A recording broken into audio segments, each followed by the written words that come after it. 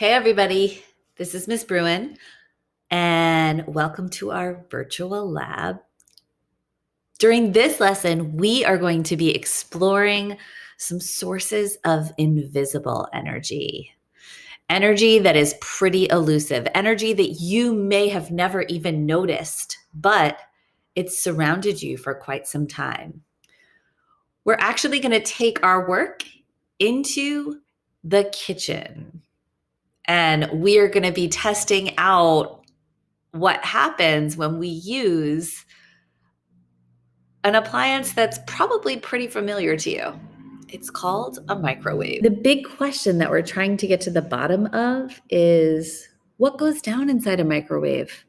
What do you think happens to food or liquids placed in the microwave? How do you know? I'm sure you have some personal experience with this. You've probably used a microwave before. You put the food in, you press some buttons. But what's really going on in there?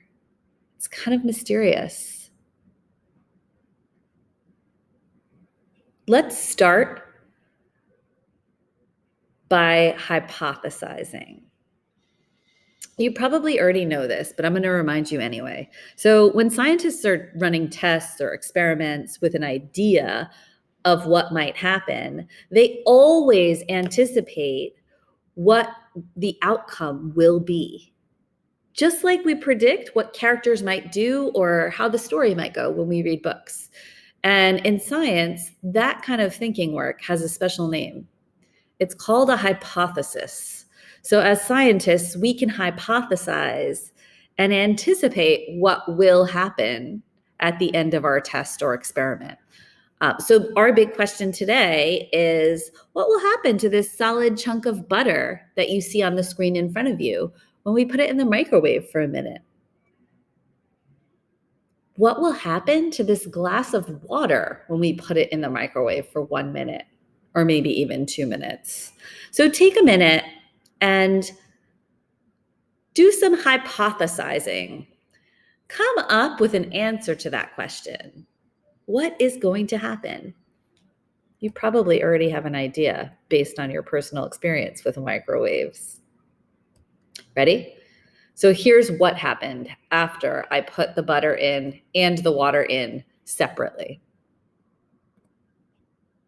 Here was the butter before.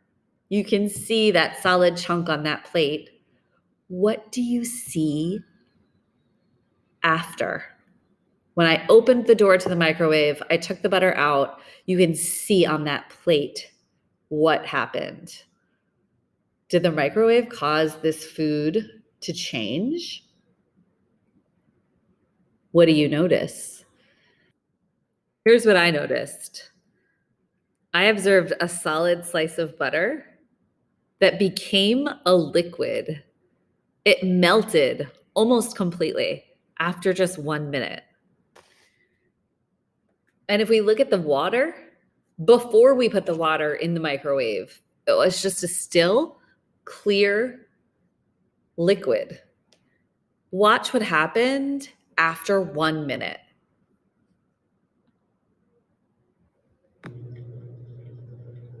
Can you see it?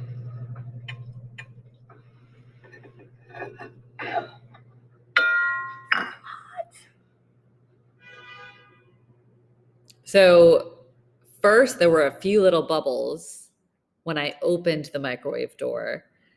And I don't know if you saw it, but there was a steam or a vapor rising up from the liquid in the glass. So water from its liquid form actually turned into a vapor or a gas. But how? If you want to look at what happened after 2 minutes. So I put it in for a little bit longer. And here's what happens. You can see it clearly. Do you see the bubbles rising up? So we know the light we can see, the visible light out in the world, changes objects around them. We know that plants reach for it and grow toward the light. We know that puddles don't dry by magic, but they dry because of the sun shining down on them. But what do you think causes the butter to liquefy or melt? And what causes the water to boil? We know it's not magic, but there has to be some kind of invisible energy waves, microwaves, that are causing these changes, waves of energy that we can't see.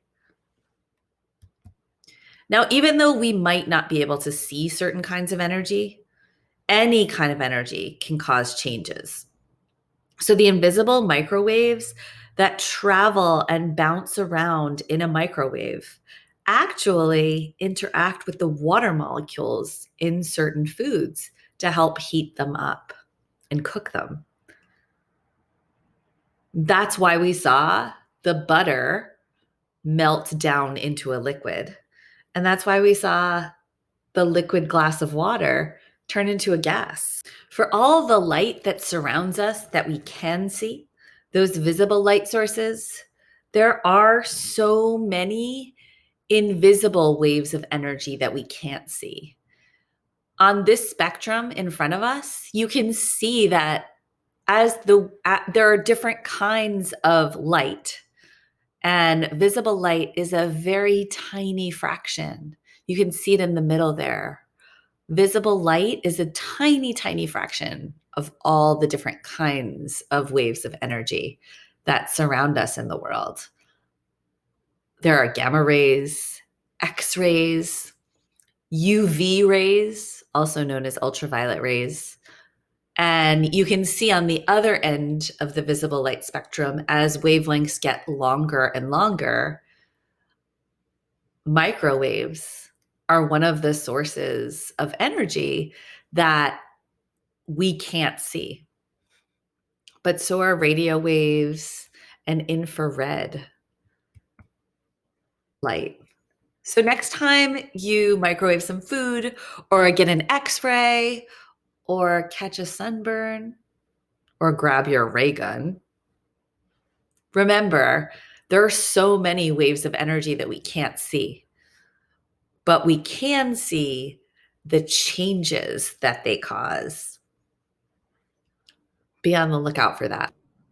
This is Miss Bruin signing off, but I'll see you later this unit when we talk more about some complex ways that we can send messages and signals using different kinds of energy waves and different kinds of light waves. See you then.